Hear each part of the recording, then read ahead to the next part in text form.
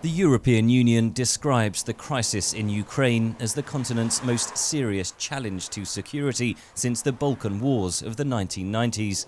After the heads of state meeting Thursday, also attended by Ukraine's Prime Minister, EU Council President Herman Van Rompuy delivered the bloc's response. To suspend bilateral talks with the Russian Federation on visa matters, as well as talks with the Russian Federation on the new agreement.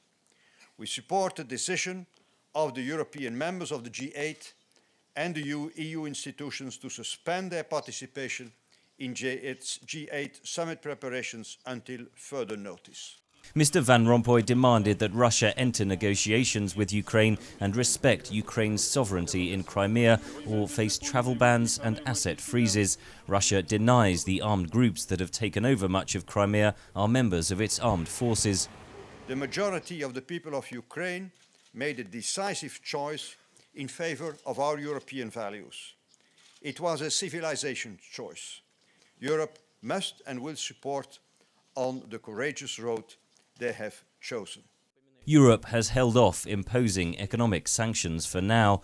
President Putin is calculating that Europe is divided on the issue, says Elizabeth Stevens, head of risk analysis at insurance brokers Jardine Lloyd Thompson. The Germans have the strongest trading ties. Angela Merkel is very reluctant to impose sanctions.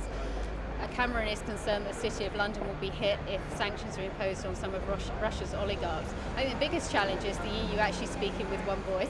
London is a favoured destination for Russia's super-rich, with an estimated 32,000 Russian nationals living in the capital.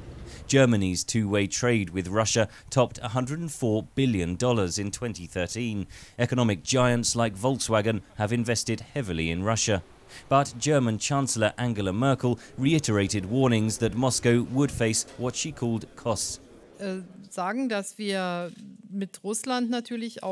want to continue our relations with Russia, which obviously are of mutual interest. But what happened in Ukraine, and particularly what has happened on the Crimean Peninsula, deserves a response.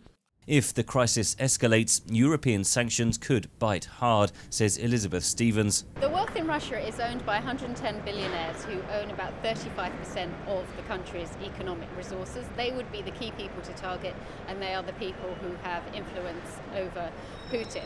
For now, the EU is still threatening rather than implementing sanctions. Europe and the world await President Putin's response.